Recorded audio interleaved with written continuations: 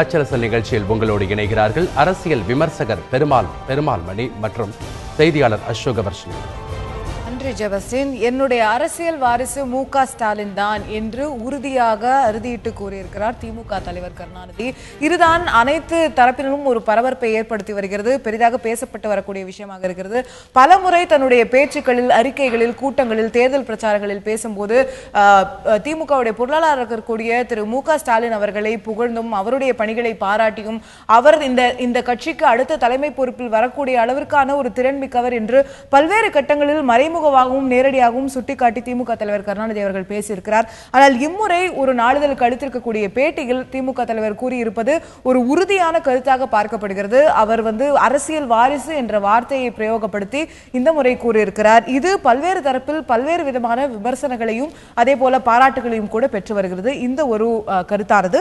இது பற்றி இன்று நாம் விரிவாக இந்த ஒரு நிகழ்ச்சியில் அலச இருக்கிறோம் நேர்களே. அதில் முதற்கட்டமாக திமுகவை சேர்ந்த மூத்த தலைவர் செய்தி தொடர்பாளர் திரு டி.கே. இளங்கோவன் நம்மிடையே தொலைபேசி வாயிலாக இணைந்திருக்கிறார். அவரிடம் அவருடைய முதற்கட்ட கருத்தை கேட்டுவிடலாம். வணக்கம் திரு இளங்கோவன். நிச்சயமா இந்த பேட்டி அனைத்து திமுகவினருக்குமே ஒரு ஃபைனாலிட்டியை கொடுத்திருக்கு அப்படிங்கிற விஷயத்தை எடுத்துக்கலாமா? தொடர்ந்து பல்வேறு ஊடகங்களில் கேட்கப்பட்டு வரக்கூடிய கேள்வியாக இது இருந்தது. திமுக தலைவர் அடுத்து திரு மு.க. ஸ்டாலின் அவர்களுக்கான ஒரு தலைமை பதவியை உறுதி செய்வாரா, இதுல ஒரு தயக்கம் காட்டி வருகிறாரா என்பது தொடர்ந்து கேட்கப்பட்டு வந்தக்கூடிய கேள்வியாக இருந்தது. அதற்கெல்லாம் ஒரு சரியான பதிலை திமுக தலைவர் இந்த ஒரு பேட்டியின் மூலமா அளிச்சிருக்காருன்னு பாக்குறீங்களா? திமுகவுடைய ஒரு மூத்த தலைவராக, திமுகவுடைய ஒரு உறுப்பினராக நீங்க இந்த ஒரு பதிலை எப்படி பாக்குறீங்க? இதுல மிக தெளிவாக அவர் சொல்லியிருக்கிறார் தன்னுடைய அரசியல் வாரிசு மு.க. ஸ்டாலின் என்று. காரணம், அவர் ஆற்றிய அரசியல் பணிகளின் தொடர்ச்சியாக அவர் அரசியலில் காட்டிய வேகம், உழைப்பு அவ்வளவையும் மு.க. ஸ்டாலின் பெற்றிருக்கிறார் என்ற காரணத்தினாலே இதை சொல்லி இருக்கிறார். இதிலே அமைப்பு என்பது வேறு, ஒரு தலைவர் தன்னுடைய அரசியல் வாரிசாக ஒருவரை சொல்வது என்பது வேறு என்பதை புரிந்து கொள்ள வேண்டும். இதற்கு ஏற்கனவே தலைவர் கலைஞர் அவர்களே ஒரு விளக்கம் கொடுத்திருக்கிறார். திமுக ஒன்றும் மடம் அல்ல என்று. இரண்டையும் ஒப்பிட்டு பார்க்க வேண்டும். திமுகவிற்கு தலைமை ஏற்கக்கூடிய தகுதி எனக்கு பிறகு ஸ்டாலினுக்கு இருக்கிறது என்று தலைவர் கலைஞர் அவர்கள் கருதுகிறார்கள்.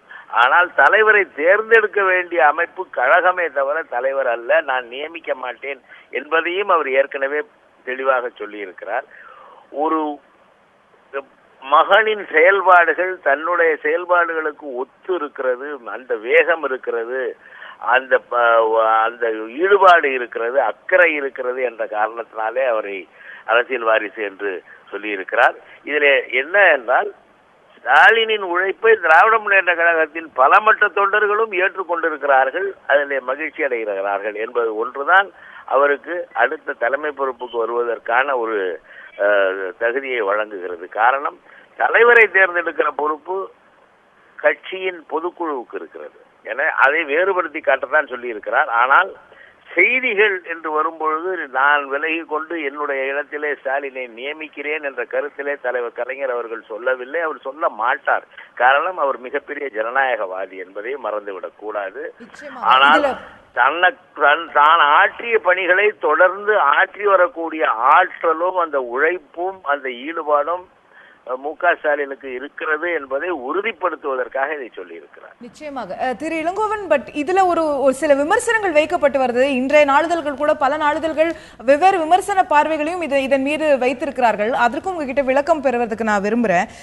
இதுல ஒரு விஷயம் என்ன சொல்லப்படுதுன்னா, நிச்சயமா எனக்கு பிறகு ஸ்டாலின் தான் என்பதில் தெளிவாக திமுக தலைவர் ஒரு விஷயத்தை சொல்லியிருந்தாலுமே கூட ஏன் இப்போதே அதை செய்வதற்கு தயங்குகிறார்? ஸ்டாலின் அவர்களுடைய உழைப்பு அதை எந்த விதத்திலும் திமுக தலைவர் குறைத்து மதிப்பிடவில்லை, ரொம்ப பாராட்டி பேசுகிறார், புகழ்ந்து பேசுகிறார் அப்படின்னு சொல்லும்போது, வட மாநிலங்கள்ல நம்ம ஒரு அகிலேஷ் யாதவோ ஒமர் அப்துல்லாவோ பார்க்கும்போது உடனடியாக முதல்வர் பதவியோ இல்ல ஒரு கட்சியில பிரதான பொறுப்புகளோ தந்தை மகனுக்காக ஒரு விஷயத்தை செய்கிறார் அப்படிங்கிறது பார்க்கப்படுகிறது. அதை ஒப்பிட்டு பலர் சொல்றாங்க, இது போன்ற விஷயம் ஏன் தமிழ்நாட்டில் நடக்கவில்லை, ஏன் திமுக தலைவர் அப்படி ஒரு பொறுப்பை இப்போதே கொடுப்பதற்கு ஏன் தயங்குகிறார், அந்த பதவிங்கிற விஷயத்துல ஏன் தயங்குகிறார் விமர்சனத்தை இன்னைக்கு பல்வேறு ஊடகங்கள் வைக்கின்றன. அது பற்றி உங்களுடைய பார்வை?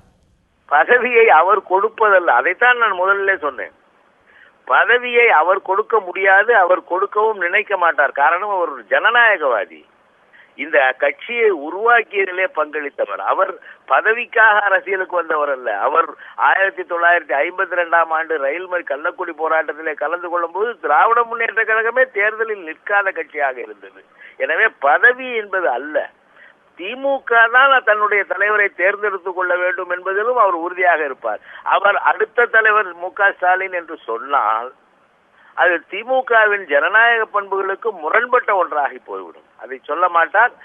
அதே போல தன்னுடைய உழைப்பை ஒரு பதவியை, ஒரு முதலமைச்சர் பதவியை முலாயம் சிங் யாதவ் தன்னுடைய மகன் அகிலேஷ் யாதவுக்கு கொடுத்து விட்டாலும் கூட அவர் அரசியலில் இருந்து ஓய்வு பெறவில்லை. இன்னும் அந்த கட்சிக்கு தலைவர் யார் என்றால் முலாயம் சிங் யாதவ். எனவே தன்னுடைய செயல்பாட்டை நான் நிறுத்திக் கொண்டேன், என்னுடைய பொறுப்புகளை எல்லாம் இவருக்கு கொடுத்து விடுகிறேன் என்ற எண்ணம் அவருக்கு இல்லை. சாகும் வரை அவர் உழைத்துக் கொண்டுதான் இருப்பார். தன்னுடைய இறுதி காலம் வரை இந்த இயக்கத்திற்காக உழைப்பார். எனவே அரசியல் வாரிசு என்ற சொல்லை எப்படி புரிந்து கொள்ள வேண்டும் என்பதிலே தான் இப்பொழுது குழப்பம் நீடிக்கிறது. அரசியல் வாரிசு என்றால் அடுத்த தலைவராக ஸ்டாலினை நியமிக்கிறேன் என்ற பொருள் அல்ல. ஹேர் அப்பேரண்ட் என்று சொல்லக்கூடிய அந்த வார்த்தைக்கு பொருள் எனக்கு பின் என்பதுதான் வரும். ஆனால் நாம் அப்படி கூட எடுத்துக்கொள்ள வேண்டாம். தன்னுடைய வயதின் காரணமாக தன்னால் செய்ய இயலாதவற்றையெல்லாம் ஸ்டாலின் மூலமாக செய்து கொண்டிருக்கிறார். தமிழகம் முழுவதும் சுற்றி வந்து பிரச்சாரம் செய்யும் பணியை ஸ்டாலினிடம் ஒப்படைத்திருக்கிறார். இப்படி தான் ஏற்கனவே செய்த பல்வேறு பொறுப்புகளை இன்றைக்கு ஸ்டாலினிடம் ஒப்படைத்திருக்கிறார். அதனாலே அரசியல் வாரிசு என்று சொல்கிறார் என்றுதான் எடுத்துக்கொள்ள வேண்டும்.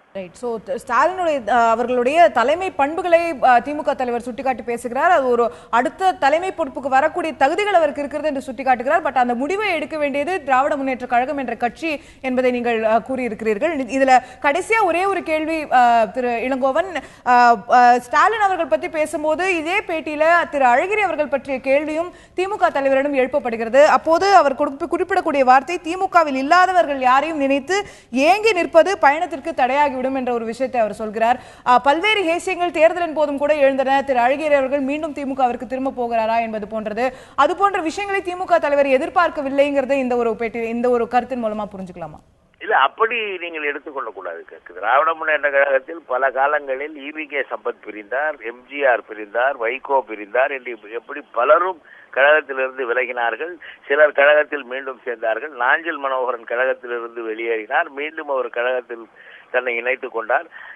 அவற்றை பற்றி கவலைப்படாமல் நம் பணியை தொடர வேண்டும் என்று சொல்வது அவர்கள் வரக்கூடாது என்ற பொருளிலே சொல்வது அல்ல. இந்த இழப்பையே எண்ணிக்கொண்டிருக்காமல், தொய்வடைந்து விடாமல் நாம் பணியை தொடர்வேன் என்கிற பொருளிலே அவர் சொல்லியிருக்கிறார். Right, okay. இது அடுத்தடுத்த கட்டங்களுக்கு தன்னுடைய கட்சியை முன்னெடுத்து செல்ல வேண்டும் என்ற ஒரு கோணத்தில் சொல்லப்பட்ட கருத்தாக நீங்கள் முன்வைக்கிறீர்கள். நன்றி திரு இளங்கோவன், இந்த நிகழ்ச்சியில் இணைந்து உங்களுடைய கருத்துக்களை தெரிவித்ததற்கு நன்றி. திமுக தலைவர் அளித்திருக்கக்கூடிய விரிவான பேட்டி தான் இன்றைய பிரதான செய்தியாக அனைத்து தரப்பிலும் பேசப்பட்டு வருகிறது. தன்னுடைய அரசியல் வாரிசு மு.க.ஸ்டாலின் என்று அவர் கூறியிருக்கக்கூடிய அந்த வார்த்தைகள் மிகவும் ஒரு ஈர்ப்பை ஏற்படுத்தி இருக்கின்றன. இது குறித்து மேலும் நம்மிடையே கருத்துக்களை தெரிவிப்பதற்காக அரசியல் விமர்சகர் திரு ஞானி அவர்கள், மூத்த பத்திரிகையாளர், நம்மிடையே தொலைபேசி வாயிலாக இணைந்திருக்கிறார். வணக்கம் திரு ஞானி, நிகழ்ச்சியில் இணைந்ததற்கு நன்றி. இந்த ஒரு திமுக தலைவருடைய பேட்டியை உங்கள் பார்வையில எப்படி பார்க்கிறீங்க? குறிப்பா அவர் ஸ்டாலின் குறித்து தெரிவித்திருக்கக்கூடிய கருத்துக்கள், தன்னுடைய அரசியல் வாரிசாக அடையாளம் காட்டியிருக்கக்கூடிய விஷயம், இது பற்றி உங்களுடைய முதற்கட்ட பார்வை திரு ஞானி. வணக்கம். ஸ்டாலின் பற்றி கலைஞர் சொல்லியிருக்கிற கருத்து புதிய கருத்து அல்ல. ஒரு 3 ஆண்டுகளுக்கு முன்பே அவர் இதை வெளிப்படையாக சொன்னார். அப்போதே தனக்கு பிறகு ஸ்டாலின் தான் தலைவராக வருவார் என்று பகிரங்கமாக அன்றைக்கு சொல்லியிருக்கிறார். அதன் பிறகு அழகிரி மீது நடவடிக்கை எடுத்து கட்சியிலிருந்து அனுப்பிவிட்டார். எனவே அவரை பொறுத்த மட்டும் இது ஏறத்தாழ 2-3 ஆண்டுகளுக்கு முன்பே முடிந்துவிட்ட விஷயம். மீண்டும் இந்த பிரச்சனை இன்று கேட்கப்படுகிற போது அவர் அதை மீண்டும் உறுதிப்படுத்தி இருக்கிறார். அப்படித்தான் நம்ம அதை பார்க்க வேண்டும். அழகிரியை பொறுத்த மட்டும் திமுக கட்சிக்குள்ள அழகிரி தொடர்பாக எந்த சலனமும் கிடையாது. கட்சிக்கு வெளியில மீடியா தான் அழகிரியை பற்றி பேசிக் கொண்டிருக்கிறது. திமுக கட்சிக்குள்ளே அழகிரி தொடர்பாக எந்த சலனமும் இல்லை என்பதை நாம் பார்க்க வேண்டும். நடைமுறையில் கட்சிக்கு ஸ்டாலினுடைய பொறுப்பில் தான் வந்திருக்கிறது.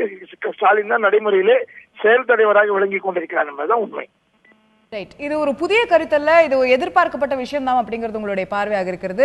இதுல இது ஒரு விமர்சனமும் இதுல வைக்கப்படுகிறது. பொதுவாக ஊடகங்கள்ல இது போன்ற விஷயங்களை திமுக தலைவர் மீண்டும் மீண்டும் தன்னுடைய பேச்சுக்களையும் பேட்டிகளையும் சொல்லி வந்தாலுமே கூட செயல்பாட்டு அளவுல திரு ஸ்டாலின் அவர்களுக்கு பதவிகள் ஏன் வழங்கப்படவில்லை என்ற கேள்வியை கேட்கிறாங்க. அது குறித்து உங்களுடைய பார்வை? பதவி வழங்குவதை பற்றி அவர் இதர பேட்டியிலேயே பதில் சொல்லியிருக்கிறார். அவர் தான் இருக்கிற வரைக்கும் தான் தொடர்ந்து பதவியில் இருக்க விரும்புவதை அவர் தெரியப்படுத்தியிருக்கிறார். அதுதான் அடிப்படையான காரணம். ஆனால் நடைமுறையிலே டிஜூரே டிஃபாக்டோ என்று சொல்லுகிற மாதிரி டிஜூரே தலைவராக கலைஞர் இருக்கிறாரே ஒழிய டிஃபாக்டோ தலைவராக, நடைமுறை தலைவராக இருப்பவர் ஸ்டாலின் தான். கலைஞர் கட்சியுடைய ஒரு பிம்பமாக இருக்கிறார், கட்சிக்கான அடையாளமாக, பிம்பமாக, ஐக்கானாக இருக்கிறார். அப்படிதான் அதை புரிந்து கொள்ள வேண்டும். அன்றாட கட்சி நடவடிக்கைகள், செயல்பாடுகள் எல்லாவற்றையும் ஸ்டாலின் பொறுப்புக்கு வந்து விட்டதாக தான் நான் பார்க்கிறேன். ரைட். இதிலேயே கூட இந்த பேட்டியிலே கூட தன்னுடைய அன்றாட என்னுடைய பணிகளுக்கு வந்து ஸ்டாலின் அவர்கள் மிகவும் உதவியாக இருக்கிறார் என்பதை திமுக தலைவரும் கூட பதிவு செய்கிறார். நன்றி திருஞானி, இந்த நிகழ்ச்சியில் இணைந்து உங்களுடைய கருத்துக்களை தெரிவித்ததற்கு நன்றி.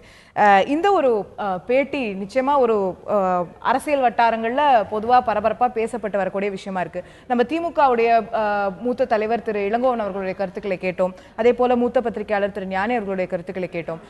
இதுல பொதுவா இரண்டு கருத்துக்களிலுமே வெளிவரக்கூடிய ஒரு காமனான விஷயம் என்னன்னா, இது புது கருத்து அல்ல. திமுக தலைவர் இது முதல் முறையா சொல்லல, அடிக்கடி சொல்லி வந்த விஷயத்தை மீண்டும் உறுதிப்படுத்திருக்காருன்றதுதான். அதை ஏற்றுக்கொள்ளக்கூடிய விஷயமா இருக்கிறதா, இல்ல இதுல இன்னும் ஒரு கூடுதல் இம்பார்ட்டன்ஸ் இருக்கு இன்னைக்கு சொல்லியிருக்கிறது அப்படின்னு? இதுதான் வந்து ஒப்பீட்டளவில் திமுக வந்து ஒரு நவீன இயக்கமாக காட்டுது.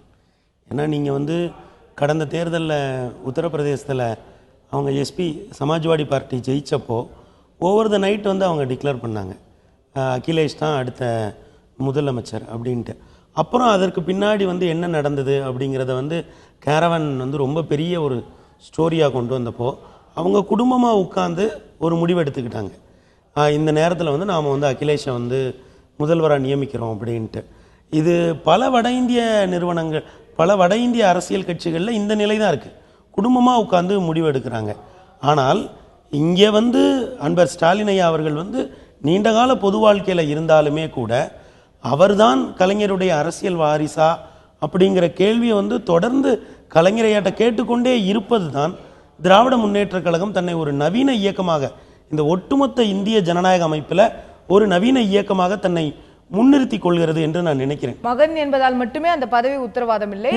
அந்த திரு இளங்கோவன் அவர்கள் குறிப்பிட்டது போல அந்த கழகம் ஒன்றாக இணைந்து எடுக்க வேண்டிய முடிவு ஒரு ஜனநாயக பார்வை. இப்ப இதுல நீங்க இந்த பேட்டி அவருடைய கலைஞரையானுடைய அந்த சிந்தனை தொடர்ச்சியை இந்த பேட்டி ரொம்ப தெளிவாக சொல்லுது. ஏன்னா விகடன் தன்னுடைய 90வது ஆண்டில் விகடனை விடவும் மூத்த ஒரு தலைவர்கிட்ட இரண்டு பேருமே ஒரு இயக்கமாக, விகடனும் தொடர்ந்து தமிழகத்தில் கருத்தாக்கத்தை உருவாக்க முயன்றிருக்கிறார்கள்.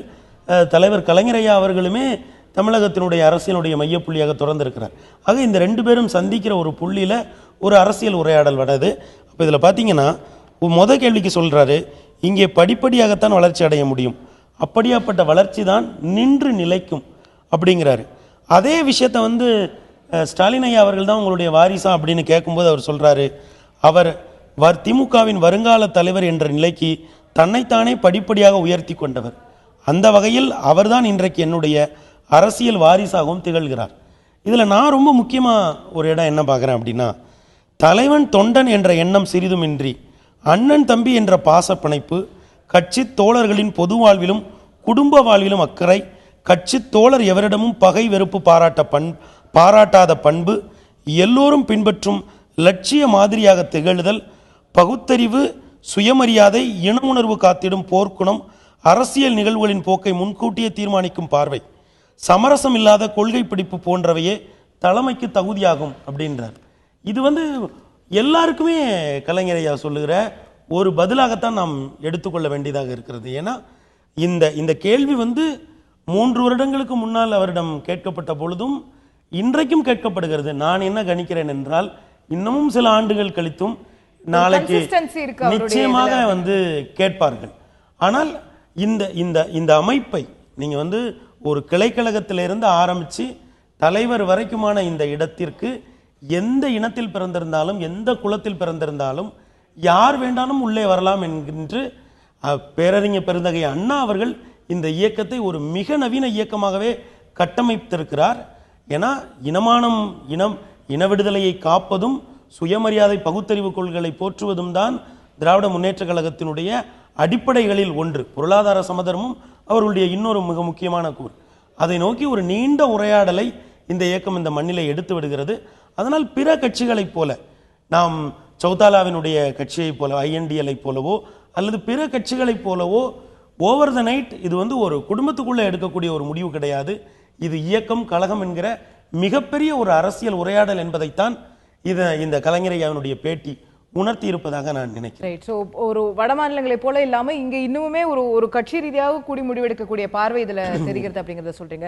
நம்ம இவருடைய ஒரு பேட்டி அப்படிங்கறத தாண்டி நம்ம பொதுவா இந்திய அரசியல்ல அப்படிங்கறத எடுத்து பார்த்தோமானால் பல்வேறு கட்டங்கள்ல நம்ம ஏற்கனவே வாதிச்ச போல அகிலேஷ் யாதவ் வந்து தன்னுடைய தந்தை ஒரு பக்கம் கட்சியுடைய தலைவராக செயல்படுகிறார், ஆனா இவர் வந்து முதலமைச்சர் பதவிக்கு வருகிறார். அதே போல உமர் அப்துல்லா காஷ்மீர்ல வந்தாரு, பட்நாயக் நம்ம வந்து ஒரிசால பாக்குறோம். இந்த மாதிரி இடங்கள்ல வந்து தந்தைக்கு நிகரா மகனும் வந்து ஒரு அரசியல் பதவிக்கு வர்றத, முதலமைச்சர் பதவிக்கு தந்தை ஆக்டிவ் அரசியல்ல இருக்கும்போதே அவருக்கு அந்த பதவி கொடுக்கப்படுறத பாக்குறோம். இது வந்து ஒரு ஆரோக்கியமான விஷயமா பல இடங்கள்ல சொல்லப்படுகிறது. அது போன்ற விஷயம் ஏன் தமிழ்நாட்டுல இல்ல அப்படிங்கிற கேள்வி வந்து முன்வைக்கப்படுகிறது. ஆனா இவங்க சொல்லக்கூடிய எக்ஸ்பிளேஷன் என்னவா இருக்குன்னா, நீங்க சொன்னது போல இது வந்து இயல்பா ஒரு ஜனநாயகத்துல செய்யப்பட வேண்டிய ஒரு விஷயம், இதுல சூஸ் பண்ண முடியாது அப்படிங்கிறது. இன்னைக்கு உத்தரப்பிரதேசத்துல அகிலேஷ் யாதவ் முதலமைச்சராக ஆக்கப்பட்ட பிறகு கூட இன்னைக்கு அங்க இருக்கக்கூடிய ஊடகங்கள் என்ன எழுதுறாங்கன்னா, தந்தை மகனுக்கிடையே அங்க வந்து ஒரு அதிகார போட்டி, ஒரு பவர் ஸ்ட்ரகிள் இருந்து கொண்டிருக்கிறது.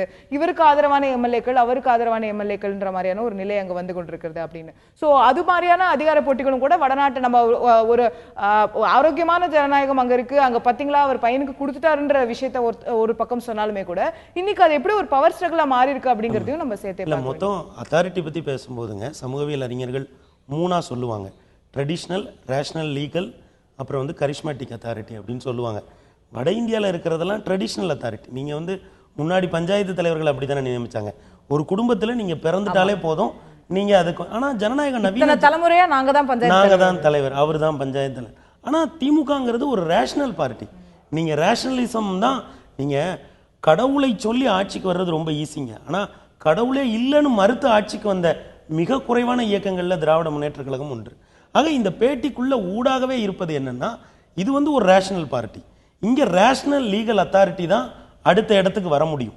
அவர் சொல்றது தான், என்னுடைய மகனாகவே இருந்தாலுமே கூட கோபாலபுரத்தில் இளைஞர் மாமன்றத்தை தொடங்கி அவர் படிப்படியாக வளர்ந்து தான் இந்த இடத்துக்கு வந்திருக்கிறார். நான் என்ன நினைக்கிறேன்னா, இன்றைக்கு கட்சியினுடைய பெரும்பாலான கொள்கை முடிவுகளை எடுப்பதில் எனக்கு உறுதுணையாக இருப்பது ஸ்டாலின் இருக்கிறார் என்று கலைஞரையா சொல்லியிருக்கிறார்.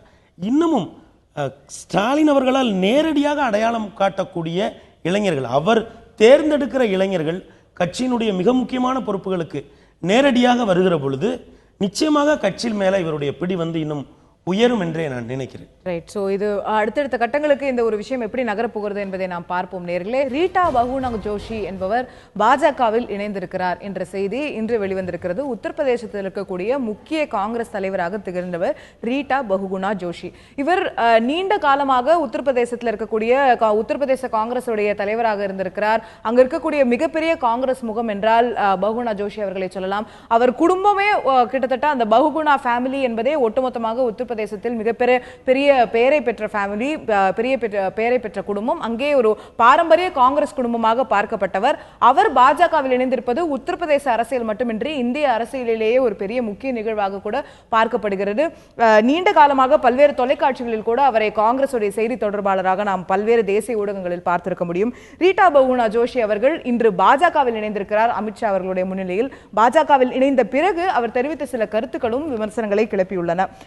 அவங்க சொல்லக்கூடிய முக்கிய விஷயம் என்னன்னா, நான் பாஜகவில் இணைந்ததற்கு என்ன காரணம் அப்படின்னு கேட்கும்போது, முக்கியமா இந்த இந்திய ராணுவம் நிகழ்த்திய சர்ஜிக்கல் ஸ்ட்ரைக்ஸ் பத்தி ராகுல் காந்தி விமர்சிச்சு பேசினாரு. அது எனக்கு பிடிக்கல.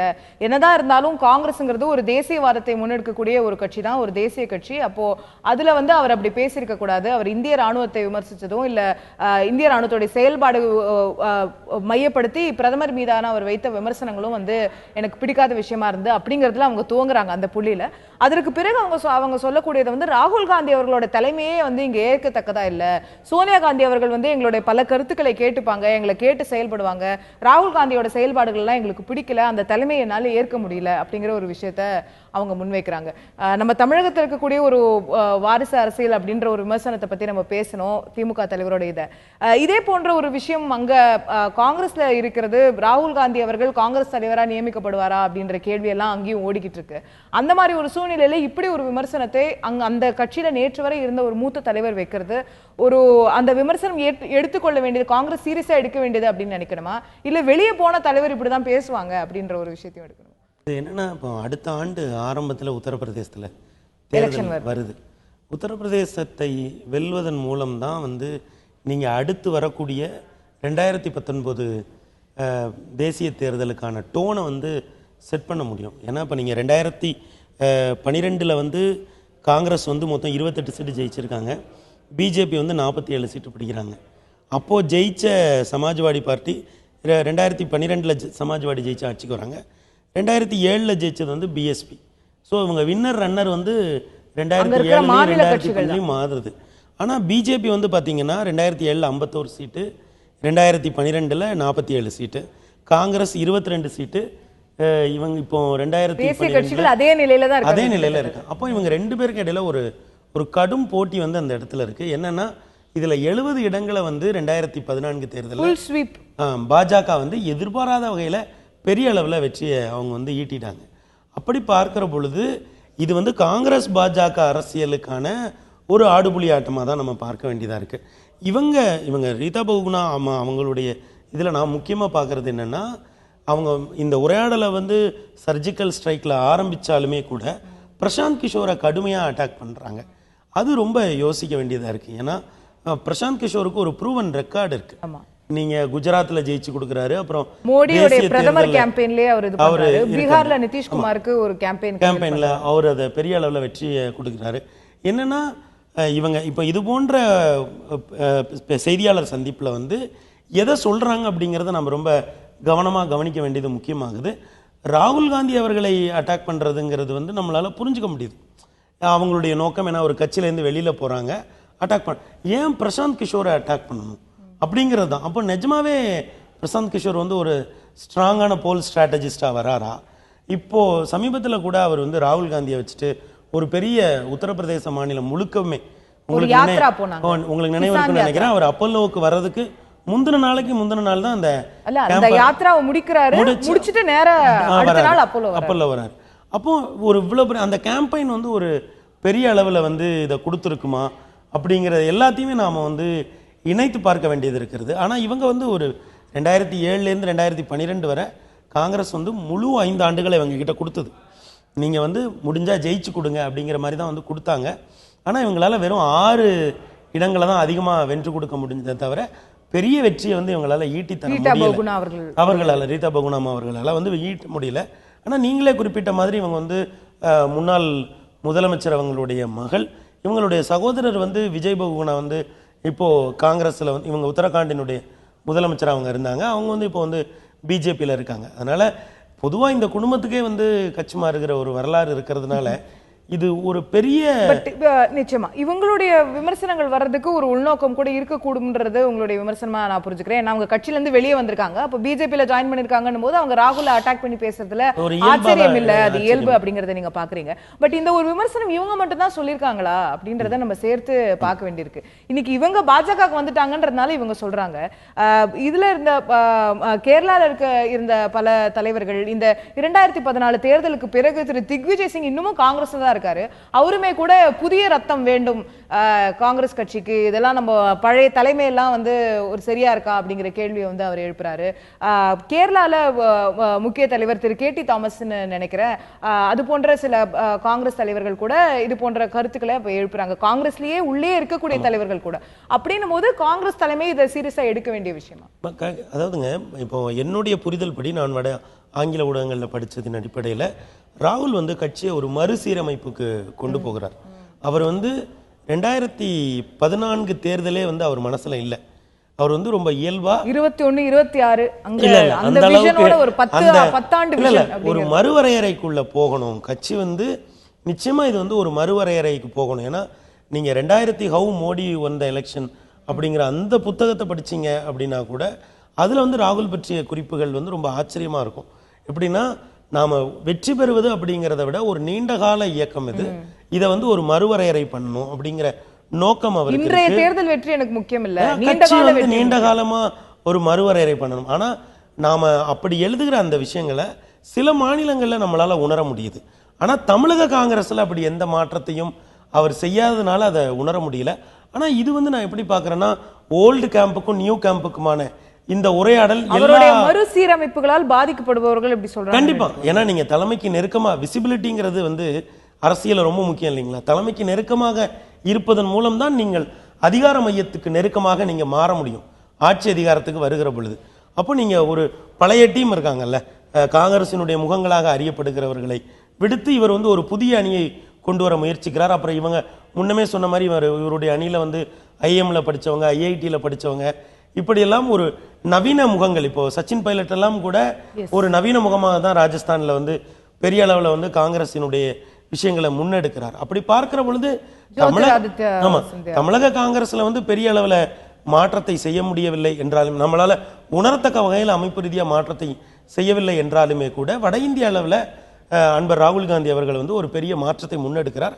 அதனால் அவர் மீது வைக்கப்படுகிற உட்கட்சி விமர்சனங்கள் என்பது அந்த பழைய டீம் ஓல்டு கேம்புக்கும் நியூ கேம்புக்குமான ஒரு உரையாடலாகத்தான் பார்க்க வேண்டியதாக இருக்கிறது. மரங்கள் இலையுதிர் காலத்து மரங்களினுடைய ஒரு வசனங்களைப் போல தான் இது. அதனால் தன்னை புதுப்பித்துக் கொள்கிற எல்லா இயக்கத்துக்குள்ளேயும் இப்படியாப்பட்ட உரையாடல் இருக்கும். இப்படியாப்பட்ட உரையாடல் தான், இந்த உட்கட்சி உரையாடல் தான் ஒரு இயக்கத்தை உயிர்ப்போடு இன்னுமே வலுப்படுத்தும், உயிர்ப்போடு வைத்திருக்கும்ங்கிறது உங்களுடைய பார்வையாக புரிந்து கொள்ள முடிகிறது. இதுல தமிழக காங்கிரஸ் பற்றி குறிப்பிட்டீர்கள். தமிழக காங்கிரஸ்லயுமே கூட கட்சியை வலுப்படுத்தக்கூடிய அந்த 1,00,000 ஊராட்சி பதவிகள்ல நாம ஏன் தனித்தே போட்டியிடக்கூடாது, காங்கிரஸ்க்காக ராகுல் காந்தி முகத்தை வைத்து நம்ம போட்டியிடக்கூடாது அப்படிங்கிற கருத்துக்கள் தற்போது வர துவங்கி இருக்கிறது. அதுவும் ராகுலோட தலைமையோட இன்ஸ்ட்ரக்ஷனா அப்படிங்கிற பார்வைகளும் வழங்கப்பட்டு வருகிறது. மக்கள் நல கூட்டணியுடைய தலைவர்கள் அனைவரும் இணைந்து இன்று குடியரசுத் தலைவரை சந்தித்து ஒரு மனுவை அளிக்க உள்ளனர் காவிரி விவகாரம் தொடர்பாக. இந்த ஒரு சந்திப்பு அப்படிங்கிறது ஒரு பக்கம் நிச்சயமா காவிரி விவகாரத்துல மக்கள் நல கூட்டணி அடுத்த கட்டமா ஒரு நகர்வை முன்னெடுக்கிறது. அவங்க வந்து அனைத்து கட்சிகளை கூட்டி பிரதமரை சந்திக்கணும் அப்படின்னு எல்லாரும் சொல்லிக்கிட்டு இருக்க நிலையில எங்களுடைய கூட்டணி தலைவர்கள் குறைந்தபட்சம் நாங்க சந்திக்கிறோம், குடியரசுத் தலைவரை சந்திச்சு சொல்றோம் அப்படிங்கிற ஒரு விஷயத்துக்குள்ள அவங்க வராங்க. அதை தாண்டி குடியரசுத் தலைவருடைய சந்திப்பு, அந்த மனு, அது காவிரி விவகாரத்தில் நமக்கு உதவ போகிறதா அப்படிங்கிறதுக்குள்ள போறதுக்கு முன்னாடி இவர்கள் இணைந்து குடியரசுத் தலைவரை சந்திக்கிறது அப்படிங்கிறதே இன்னைக்கு ஒரு இம்பார்ட்டன்டான ஈவெண்ட் அப்படின்னு பார்க்கணுமா? அதற்கான காரணம் மக்கள் நல கூட்டணியே வந்து குள்ளேயே குழப்பங்கள் இருக்கிறதா அப்படிங்கிறதெல்லாம் சில ஊடகங்கள்ல வரக்கூடிய சூழ்நிலையில இந்த இடைத்தேர்தலில் போட்டியிடுறது இல்லை அப்படின்னு திருவாமாவளவன் அவர்கள் வந்து ஒரு கருத்தை மக்கள் நல கூட்டணி போட்டியிடாதுன்னு சொல்ல, இடதுசாரிகளுக்கு அதுல வந்து வேற ஒரு பார்வை இருக்கிறது. அவர்கள் தேர்தல் புறக்கணிப்புங்கிறது வந்து நாங்க செய்ய மாட்டோம்ன்ற நிலைப்பாடை கொண்டவர்கள். அவர்களுக்கு அது ஒரு தர்ம சங்கடத்தை ஏற்படுத்தியதா அப்படிங்கிற மாதிரியான ஹேசியங்கள் போய்கொண்டிருக்கக்கூடிய சூழ்நிலை இவர்கள் இணைந்து சந்திக்கிறது அப்படிங்கிறது ஒரு ஷோ ஆஃப் யூனிட்டி. நிச்சயமா இது வந்து ஒரு ஷோ ஆஃப் யூனிட்டி அப்படிங்கிறத விட இதுதான் அவங்களுடைய அரசியல் செயல்பாடு. ஏன்னா தேர்தலில் வந்து ஒரு அரசியல் செயல்பாடு, ஒரு கருத்தாக்கத்தை அவங்க முன்வைத்து தேர்தலில் நிற்கிறாங்க.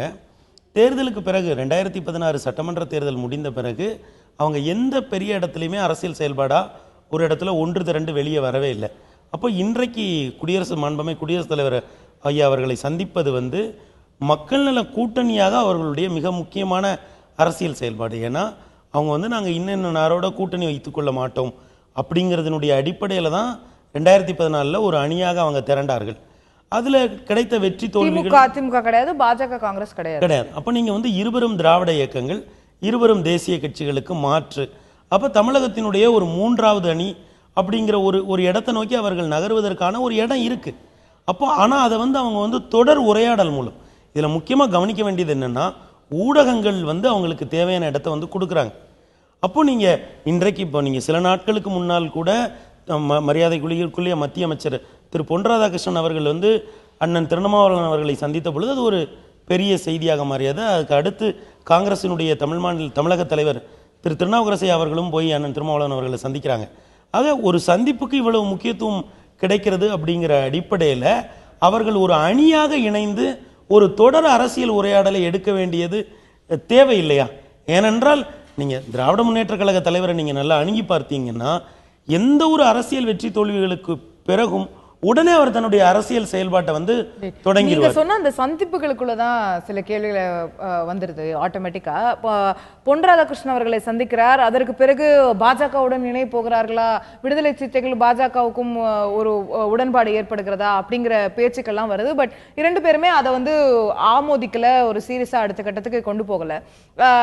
திருநாவுக்கரசர் அவர்கள் அதற்கு அடுத்த ஒரு நாள்ல 2 நாள்ல போய் திருமாவளவன் அவர்களை சந்திக்கிறாரு. சந்திச்சு முடிச்ச பிறகு திருநாவுக்கரசர் அவர்கள் அவர் வந்து காங்கிரஸ் தமிழக காங்கிரஸ் தலைவரா பொறுப்பேற்ற பிறகே கூட தொடர்ந்து பல தலைவர்களை விஜயகாந்தை சந்திச்சாரு, திமுக தலைவரை சந்திச்சாரு, எல்லாரையுமே சந்திச்சு தொடர்ந்து பேசிட்டு இருக்காரு. அந்த வகையில இவரையும் திருமாவளவன் அவர்களையும் போய் சந்திக்கும் போது அதோடைய இறுதியில் அவர் சொன்ன விஷயம் தான், விஜயகாந்த் அவர்களை சந்திச்சுட்டு வந்தப்பவும் இதே போன்ற ஒரு கருத்தை அவர் சொன்னாரு. மக்கள் நலனுக்காக நாங்க தேமுதிகவுடன் இணைந்து செயல்பட தயார் அப்படின்னு.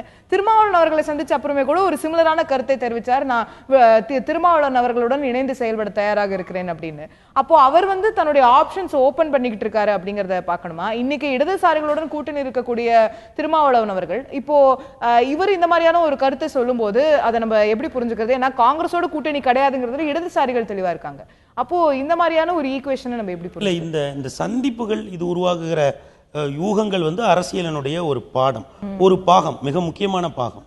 ஆனா இதை தாண்டி வந்து மக்கள் நல கூட்டணியாக அவங்க வந்து தொடர் அரசியல் உரையாடலை எடுக்க மாட்டாங்க அப்படிங்கிறதுனால தான், எடுக்கிறது இல்லை அப்படிங்கிறதுனால தான் நாம வந்து இது போன்ற சந்திப்புகளுக்கு அதிக முக்கியத்துவத்தை கொடுக்க வேண்டியது என்றால் மக்கள் சந்திப்புங்கிறது மட்டுமே ஒரு யூகத்துக்கான ஒரு அடிப்படை ஆகாது.